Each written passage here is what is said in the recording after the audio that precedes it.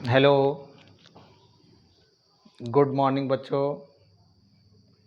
आज आपकी आज आपकी केमिस्ट्री की दूसरी क्लास, इंटरमीडिएट की दूसरी क्लास सॉलिड स्टेट चल रही है। आप लोग जल्दी से जल्दी चैनल को सब्सक्राइब करें, शेयर करें, जिससे और अन्य बच्चों के पास भी पहुँचे। आइए हम चलते हैं, देखते हैं कल क्या पढ़े हैं हम लोग, उसके बाद बात करते हैं। सबसे पहले कल हम लोग पढ़े थे, कल हम लोगों ने पढ़ा था अंतराकणीय बलों के आधार पर ठोस 4 प्रकार के होते हैं। कितने प्रकार के होते हैं? 4 प्रकार के। अंतराकणीय बलों के आधार पर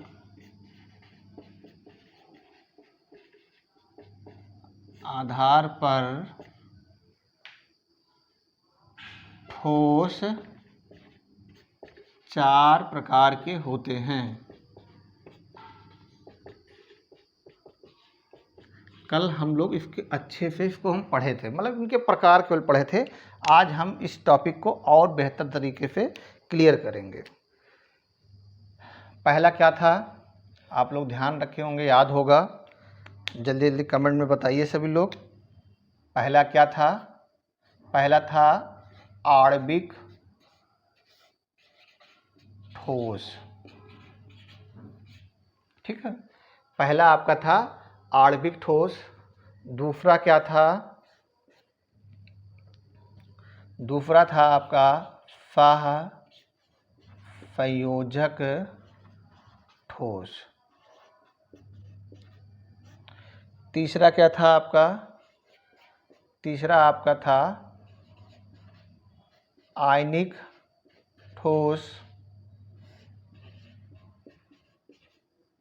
चौथा आपका था धात्विक ठोस। ये 4 प्रकार के ठोसों के बारे में आज हम डिटेलिंग करेंगे। पहली बात ये समझना है कि आणविक ठोसों को भी पुनः 3 भागों में बांटा गया है। तो ये कौन कौन से भाग हैं? पहला है ध्रुवीय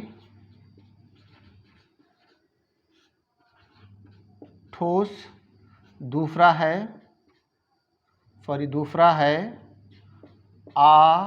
अध्रुवीय ठोस, और थर्ड नंबर है आपका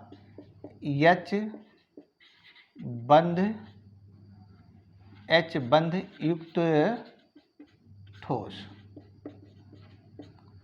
बाकी और किसी का विशेष डिवीजन नहीं किया गया है। तो सबसे पहले हम एक करते हैं कि ये किससे बने हुए हैं, इनका घटक कण क्या है, इन सभी प्रकार के ठोसों का घटक कण क्या है। घटक कण के बारे में सबसे पहले हम बात करते हैं। तो सबसे पहले घटक कण के बारे में बात करते हैं। तो ये किससे बने हैं, घटक इनका आधार क्या है। तो देखिए, आणविक ठोस में जो ध्रुवीय है वो ध्रुवीय अणु से है। ये बना हुआ है आपका, किससे बना हुआ है? ध्रुवीय अणु से। अध्रुवीय ठोस किससे बना हुआ है?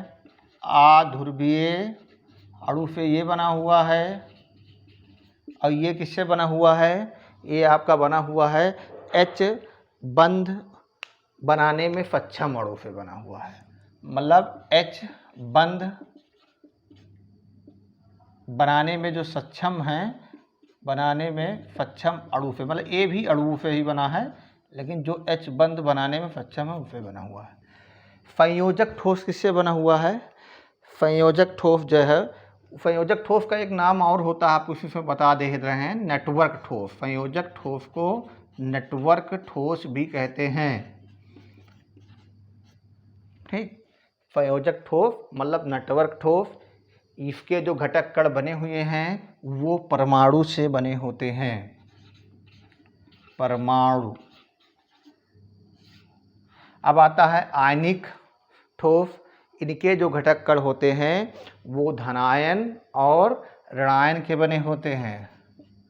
धनायन एवं ऋणायन इनके घटक कण धनायन और ऋणायन से बने होते हैं। चौथा होता है धात्विक ठोस, जो किससे बना होता है, धात्विक परमाणु से या धातु परमाणु से बना होता है, धातु परमाणु से। कभी कभी बोर्ड एग्जाम में पूछ लेता है कि आणविक ठोस में ध्रुवीय ठोस किस अणु से बने होते हैं, किससे बने होते हैं, इनका घटक कण क्या होता है, या नेटवर्क ठोस के घटक कण क्या होते हैं। तो हम इसको आराम से आंसर कर सकते हैं। ये 4 ऑप्शन में से जो ऑप्शन सही होगा उसको लगा सकते हैं। उसके अलावा अब दूसरी बात करते हैं इनकी भौतिक अवस्था से पहले हम इसके विद्युतीय गुण के बारे में बात करते हैं। कौन विद्युत के कुचालक हैं, कौन सुचालक हैं और कौन सुचालक कौन कुचालक हैं, कौन से और अन्य प्रकार के गुण रखते हैं, इसके बारे में डिटेलिंग करते हैं। तो सबसे पहले हम आणविक ठोस के बारे में जाएंगे। तो आणविक ठोस जो है, आणविक ठोस कुल मिला के आणविक ठोस, अब कल आपको हम बताए थे कि आणविक ठोस वाकई में रियल में ठोस ही नहीं है। जब कोई लिक्विड या गैस को सॉलिड अवस्था में रखा जाता है टेम्परेचर को घटा या बढ़ा करके, वो ठोस होता है, उसी को हम कहते हैं आणविक ठोस। तो विद्युत दृष्टि से देखा जाए तो ध्रुवीय अणु क्या होते हैं, ये भी कुचालक होते हैं, कुचालक होते हैं। अध्रुवीय अणु मतलब अध्रुवीय ठोस क्या होते हैं, ये भी कुचालक होते हैं। और यह बंध वृत्त बनाने वाले जो सक्षम अणु होते हैं, ये भी आपके कुचालक होते हैं। मतलब कुल मिला के हम ये कह सकते हैं कि आणविक ठोस के जो विद्युतीय गुण होता है वो कुचालक होता है। आणविक ठोस कुचालक होते हैं। अब दूसरा ठोस जो सहसंयोजक ठोस है, इसका विद्युतीय गुण क्या होता है। तो सहसंयोजक ठोस का जो विद्युतीय गुण होता है, ये सबके सब दुर्बल सुचालक होते हैं। मतलब अगर थोड़ा बहुत कुछ तो इसमें कुचालक इसमें भी होते हैं, लेकिन अगर इनके अंदर सुचालक गुण पाया जाता है तो बहुत कम मात्रा में पाया जाता है। केवल ओनली वन एक पदार्थ को छोड़ करके। वो कौन सा है, वो है आपका जिससे पेंसिल बनाया जाता है, वो आपका वो पदार्थ है, आप लोग जानते होंगे उसका नाम, जिससे पेंसिल बनाया जाता है, वो पदार्थ कहलाता है आपका। वो कुल छोड़ के बाकी सब पदार्थ आपके दुर्बल सुचालक कहलाते हैं, दुर्बल सुचालक होते हैं। दुर्बल सुचालक में केवल आप लोग बताइए जल्दी जल्दी, पेंसिल किससे बनाई जाती है। तो पेंसिल आपकी बनाई जाती है ग्रेफाइट से। ग्रेफाइट विद्युत का बढ़िया से बढ़िया अच्छा सुचालक होता है, इसलिए दुर्बल सुचालक में नहीं आएगा। तो दुर्बल सुचालक ग्रेफाइट के अतिरिक्त लिख देते हैं यहाँ पे कि मैंने ग्रेफाइट को छोड़कर बाकी सब दुर्बल सुचालक होते हैं। फिर आता आयनिक ठोस। जो आयनिक ठोस होते हैं उनके ध्रुवीय घटक और धनायन ऋणायन होते हैं। ये आपके ये मेनली इनके जो घटक कण आयनिक ठोस जो होते हैं, इनके घटक कण धनायन और ऋणायन हैं। ये वैसे तो ठोस अवस्था में विद्युत के कुचालक होते हैं, परंतु जब इनका हम जलीय विलयन या विलयन बना लेते हैं तब ये विद्युत के सुचालक हो जाते हैं। तो यहाँ पे हम लिख सकते हैं जलीय विलयन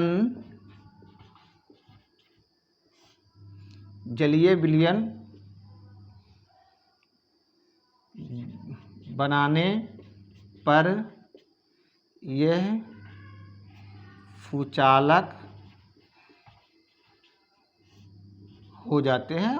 होते हैं। जैसे इसका मेन उदाहरण क्या है, NaCl नमक है।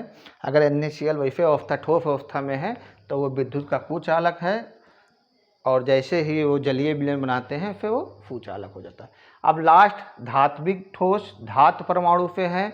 आप जानते हैं कि धातुएं सबके सब धातुएं क्या होती हैं, सबके सब धातुएं विद्युत के क्या होती हैं, सबके सब धातुएं विद्युत की सुचालक होती हैं और गुड कंडक्टर, बहुत अच्छी कंडक्टर होती हैं, सुचालक होती हैं। तो हमने क्या पढ़ा, हमने चारों ठोसों का नाम पढ़ा। फिर उसके बाद में हमने क्या पढ़ा, उनके किन घटक कण किससे बने हैं वो पढ़ा। उसके बाद हमने क्या पढ़ा, हमने पढ़ा विद्युतीय गुण उनके क्या हैं ये पढ़ा। उसके बाद में हम क्या पढ़ेंगे कि कौन कैसा है, क्या क्वालिटी है किसकी। तो आप लोग जानते होंगे जो आणविक ठोस हैं, तो ये क्या हैं, ये जितने भी आणविक ठोस हैं इनके गलनांक क्या होते हैं, बहुत निम्न होते हैं। मतलब इनके हम भौतिक अवस्था के बारे में पढ़ते हैं तो आणविक ठोस जो होता है इनका निम्न गलनांक होता है।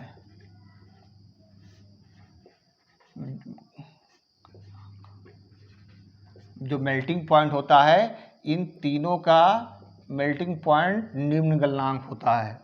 कौन, आणविक ठोस का। आणविक ठोस तो 3 प्रकार हैं सब के सब। क्यों, क्योंकि ये वाकई में ठोस हैं ही नहीं, ये कहीं ना कहीं द्रव या गैस हैं जिनको ठोस अवस्था में परिवर्तन किया गया है। अब आगे चलते हैं सहसंयोजक ठोस। सहसंयोजक ठोस जो आपका है, इनके ये कैसे होते हैं, तो सहसंयोजक ठोस मतलब सबसे अधिक इनका उच्च गलनांक होता है। क्यों होता है, क्योंकि ये बहुत अधिक ठोस होते हैं, बहुत रिजिड होते हैं। कहने का मतलब ये इतने ठोस होते हैं कि मतलब इनको सामान्यतः धातुओं, कुछ ऐसे ठोस होते हैं कि बहुत धातुओं से भी अधिक ठोस होते हैं। तो इसलिए इनका गलनांक जो होगा अति उच्च होगा। इसका गलनांक क्या होगा, अति उच्च गलनांक, अति उच्च गलनांक किसका, सहसंयोजक ठोस का। क्यों, और उसके अलावा क्या होते हैं ये, और होते हैं बहुत ज़्यादा दृढ़ हो जाते हैं। जो दृढ़ हो जाते हैं, अति उच्च गलनांक हो जाता है इनका, कठोर होते हैं बहुत ज़्यादा ये। इसमें एग्जाम्पल में आप लोग जानते होंगे, इसका एग्जाम्पल क्या आएगा, जैसे हीरा, डायमंड, ग्रेफाइट, ये सब क्या है, थोड़ा सा डायमंड तो बहुत कठोर है, ग्रेफाइट उससे थोड़ा सा कम कठोर होता है, लेकिन ये सब कठोर पदार्थ होते हैं अत्यधिक। और आप लोग ये भी जानते होंगे कि डायमंड जो है सबसे कठोरतम पदार्थ है, ये आपका सबसे ज़्यादा कठोरतम पदार्थ है, इसलिए ये सबसे अधिक गलनांक, डायमंड का गलनांक भी अति उच्च होता है, हाईएस्ट मेल्टिंग पॉइंट होता है। अब आते हैं आयनिक ठोस के बारे में, ठीक है। तो इनका भी गलनांक उच्च होता है लेकिन बहुत ज़्यादा नहीं होता है, सहसंयोजक ठोस से थोड़ा सा कम होता है। लेकिन ये क्या होते हैं, दृढ़ होते हैं, ये भी दृढ़ होते हैं। तो इसमें हम अति उच्च गलनांक लिखे हैं, तो इसमें क्या लिखेंगे, इसमें लिखेंगे हम उच्च गलनांक केवल, क्योंकि उसके मुकाबले थोड़े से ये क्या होते हैं, कम होते हैं। लेकिन ये भी क्या होते हैं, दृढ़ होते हैं, और क्या होते हैं, कठोर होते हैं, दृढ़ कठोर होते हैं। लेकिन इनके गलनांक थोड़ी सी आयनिक ठोस जो होते हैं सहसंयोजक ठोस की तुलना में थोड़ा सा गलनांक कम होता है, लेकिन बहुत कम नहीं होता है, इसलिए इसका भी उच्च गलनांक होता है। अब आते हैं धात्विक ठोस, धातुओं के बारे में। तो आप लोग धातुओं के बारे में जानते हैं, धातुओं का गलनांक तथा धातुओं के बारे में, तो धातुओं के बारे में आप लोग अच्छे जानते हैं कि धातुएं को गलनांक, बहुत सी ऐसी धातुएं होती हैं जो बहुत सॉफ्ट होती हैं, बहुत ज़्यादा वो होती हैं, कोमल होती हैं, तो इसलिए उनके गलनांक क्या होते होंगे, इसलिए उनके गलनांक थोड़ा सा जो धातुएं मृद होती हैं, मतलब सॉफ्ट होती हैं, उनके गलनांक थोड़ा सा कम होते हैं। परंतु जो धातुएं थोड़ी सी धीरे धीरे कठोर, बहुत सी ऐसी धातुएं जो कठोर होती हैं, उनके गलनांक कैसे होते हैं, उनके गलनांक उच्च होते जाते हैं। तो इसके मतलब इनके गलनांक निम्न से उच्च की ओर होते हैं।